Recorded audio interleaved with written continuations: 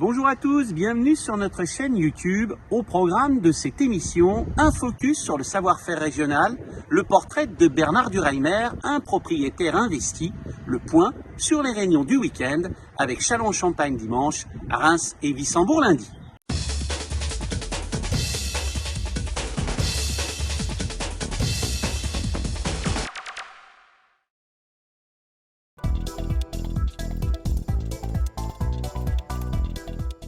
Au registre des victoires des régionaux, un éleveur et deux copropriétaires s'offrent le luxe de triompher à Auteuil. Commençons par Frank Van Haren, dont le savoir-faire n'est plus à démontrer. Installé à l'Orquin, l'homme a connu les joies des groupes 1. C'est dans un quintet sur les haies qu'il s'illustre cette fois avec Locasse. Titulaire de 5 succès en 26 sorties, le cheval reste performant à 8 ans. Il a encore de l'avenir. Moulin Rouge n'en est qu'à ses balbutiements, mais dès sa 3e course, il survole une compétition sur les balais. Ses copropriétaires Guillaume Thomès et Frédéric Hector poursuivent leur marche en avant. Parmi les entraîneurs tête d'affiche, Yvonne Volmer accède souvent au podium. Durant ces 3 dernières semaines, elle scelle victorieusement Sweet Diana à Chantilly sur la PSF, la jument gagnant au courage. Quelques jours plus tard à Strasbourg, elle réalise un doublé dans les 2 premières courses. Avec Afterglow et Candyman, ces 2 protégés font la différence dans les 150 derniers mètres. Le 1er mai à Wissembourg, Triptychia s'impose avec désinvolture dans son fief, à la grande satisfaction de son mentor Jess Paris, et ce, devant sa compagne de boxe à Katana. Le premier des 2 steeples constitue une proie facile pour Alexis Acker et son beau-père Éric Visser, respectivement entraîneur et propriétaire de In My Mind. Jérémy Bossert partage ce succès sur ses terres. Dans le second steeple, Magic Derry couronne l'élevage Pelsi. Guillaume Fabre savoure lui aussi cette victoire dans une région qu'il connaît sur le bout des doigts. Restons sur l'hippodrome de la Hart avec le triomphe de Topinambour. Pour le compte de Bernard Recher, le cheval n'avait pas passé le poteau en tête depuis 18 mois. Heureusement que Cascadéo, lauréat à Nancy fin avril, avait apporté un peu de baume au cœur à Bernard Recher. Wissembourg, sous les feux de la rampe, avec la propriétaire locale Claudine Weiss, qui voit sa casaque briller dans le nord avec la Sauzée, un triomphe d'une tête devant le Weber Joy Up. Au trot, Arnaud Trommenschlager se place de nouveau sur le devant de la scène à Châlons-en-Champagne grâce à Lady Toris avec sa casquette d'éleveur, idem pour Philippe Boff qui voit Nexcedence Kaluma briller à Cherbourg dans un réclamé. Du côté de Lyon-Paris, Morgan de Hurt signe sa 2e victoire en 12 tentatives, Francis Young en est l'entraîneur, Liliane, son épouse, l'éleveur. Enchaînons avec un grand coup de chapeau au couple Moureau. À Vincennes, le poulain Mégaduse remporte sa 4e course en 6 sorties. C'est leur première victoire à Vincennes en tant qu'éleveur et copropriétaire. Justine Chavat, l'autre propriétaire, a reçu une partie du cheval comme cadeau de mariage. Dernier lauréat en date, en place mercredi à Compiègne, Saint-Fiacre patiente et place une foudroyante accélération à 100 mètres du disque pour surclasser l'opposition. Il apporte un 7e succès aux éleveurs Evelyne Demelt et Jean-Paul Lupfer.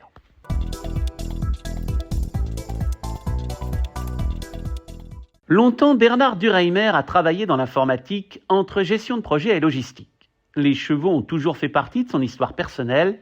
Aujourd'hui retraité, ce propriétaire alsacien incarne une figure discrète mais essentielle des courses régionales.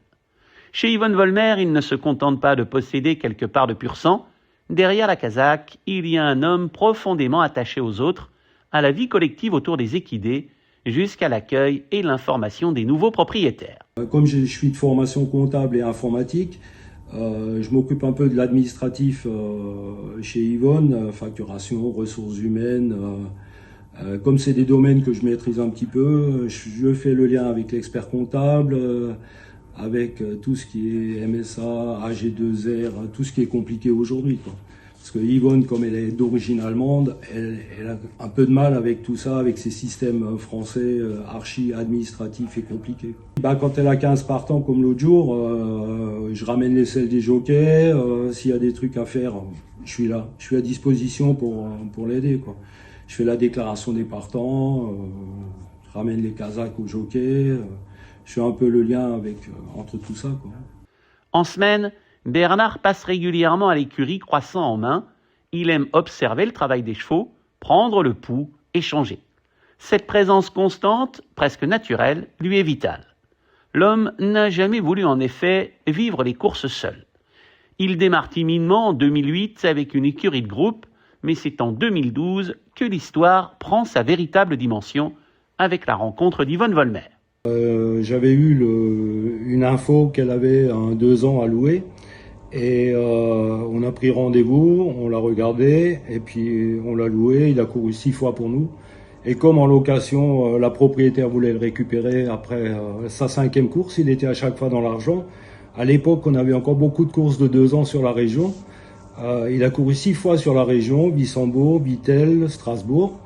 Il y avait un beau programme de 2 ans à l'époque qui n'existe plus maintenant. Et la propriétaire voulait absolument le récupérer. Heureusement qu'on avait mis un petit préavis dedans au niveau de la location. Et après les 6 courses, elle l'a récupéré, quoi. Vont s'en suivre des souvenirs intenses avec la jeune professionnelle, notamment suite à l'achat de My Lovely Girl, une jument honnête appartenant à Jean-Luc, qui s'impose à Clairefontaine dans un handicap en 2013. Allegra Desio, en mars 2016, offre un succès chargé d'émotions en s'illustrant dans le prix d'Annie Schneider, un excellent ami de Bernard. Gold Coast poursuit la série en juillet 2016 dans des handicaps à Vittel et Nancy à 10 jours d'intervalle. Ses succès régionaux comblent l'entourage et lui donnent l'envie de poursuivre. Calibur, intraitable à Divonne et Strasbourg, et Immortal Joe, vainqueur à Fontainebleau en juin 2017, illustrent des achats maîtrisés avec lesquels un propriétaire modeste s'amuse beaucoup sans casser sa tirelire. En 2019, c'est au tour de Motorsport de rejoindre l'écurie. Son acquisition demeure singulière et il incarne l'intuition, les rencontres et les émotions inattendues. C'était la première réunion ici en 2019 de la saison. On était en train de ranger le matos avec Yvonne derrière aux écuries après la dernière course. Et puis il y a un garçon de voyage allemand qui l'a interpellé, qui a dit écoute, il tenait un cheval en main, il dit le propriétaire n'en veut plus. Moi, Motorsport, c'était lié à BMW. Et comme j'avais toujours ce genre de voiture, je le suivais un petit peu à cause du nom. Moi, je suis assez sur les noms des chevaux, quoi. Et puis, Yvonne a dit, ouais, c'est pas mal. En plus, c'était un beau modèle. Il était mâle, il était pas castré. Et alors le gars, il t'en veux combien? Et alors il a dit 4 000 €. J'ai dit 3 000. Il prend son téléphone, il appelle je sais pas qui. Il revient et il me tend la main. L'effectif actuel de Bernard Durheimer reflète cette vision collective. Tous les chevaux sont détenus en association, une philosophie qui permet de partager les émotions, les coups, les espoirs et rendre cette passion plus accessible. 3 chevaux le font vibrer actuellement, notamment Nasdaq, acheté à l'amiable, un cheval de tenue, spécialiste du sable, vainqueur à Deauville en 2025, il a le potentiel pour gagner un handicap parisien. Bernard compte également sur 2 autres atouts. Cérémini, c'est un cheval qui a quelques soucis, qui est au repos actuellement en Normandie, qui va être repris au mois de septembre, qui est pareil sur le sable. Je pense qu'on va se faire plaisir avec. Le dernière acquisition, c'est Paddington. Il a couru 3-4 fois sans œillère, sans rien faire, vraiment à la poussette, cheval compliqué. Et après, il a gagné 2 réclamés avec des œillères sur le sable. Et c'est là que la première fois, je dis c'est bizarre, il n'y a pas eu de bulletin. Et le deuxième coup, j'ai dit à Yvonne, on met un petit bulletin dedans, quoi, presque au minimum. Et on l'a eu. Et 2 semaines ou 3 semaines après, il nous fait plaisir, il a gagné tout de suite dans la foulée. Bernard détient à ce jour 32 victoires et plus de 100 places.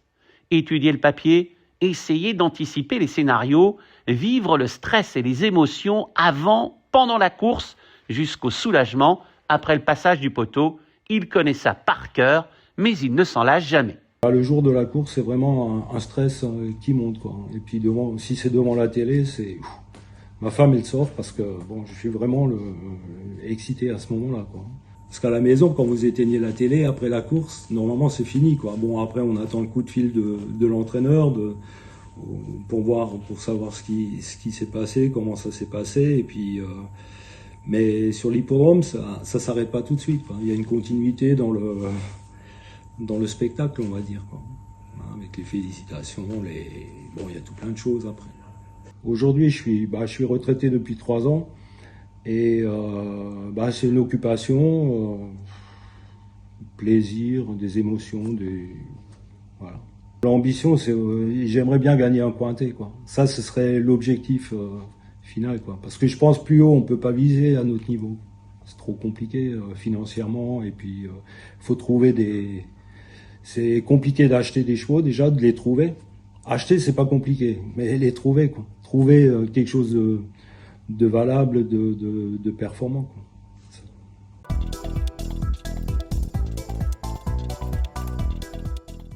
Trois hippodromes sont sur le pont à l'occasion de ce week-end de Pentecôte. Dimanche, Châlons-en-Champagne accueille des trotteurs.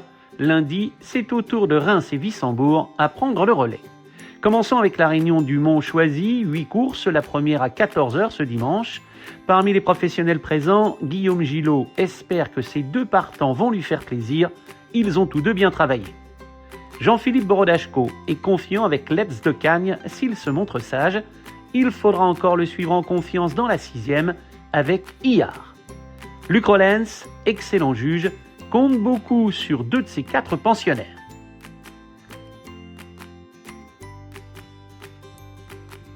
Vous retrouverez comme à l'accoutumée beaucoup d'infos sur notre PDF et sur les réseaux sociaux. Concernant les réunions de Reims et Wissembourg, nous avons travaillé sur les restants engagés. Soyez donc vigilants, assurez-vous bien de leur présence. En réunion premium des 11h10 lundi, Reims offre une magnifique réunion. Marc Sassier dispose d'un effectif de grande qualité. Parmi les chevaux qu'il présente, tous sont dignes d'attention. Il est armé chez les 3 et 4 ans et ses vieux chevaux sont dans leur catégorie. Damien Beaune m'a dit texto « Je viens avec du matériel sérieux ». Stéphane Provost présente plusieurs chevaux qui font face à des objectifs. Procurez-vous le PDF sur site et n'hésitez pas à suivre aussi les réseaux sociaux. Enfin, Wissembourg est placé sous le signe du Race & Care et renouvelle l'incroyable opération Rêve de propriétaire. Venez nombreux dès 13h45 assister aux 3 courses d'obstacles et aux 5 épreuves plates. Là encore, nous avons travaillé sur les engagés. Dominique Limousi espère faire un numéro sur place. François Devin est un jeune entraîneur doué. Sa présence est assez rare sur cette piste. Quant à Mathieu Pitard, il ne m'a pas caché qu'il serait déçu de ne pas lutter pour la victoire. N'oubliez pas le PDF et les réseaux sociaux pour étayer vos choix dans les compétitions. Génibet, Paris Picardie. En ce moment, profitez de 250 € de bonus de bienvenue. Merci d'avoir suivi cette émission. Si vous n'êtes pas encore abonné, c'est simple et gratuit. Il vous suffit de cliquer sur le bouton du bas. À très vite dans Turf Actu.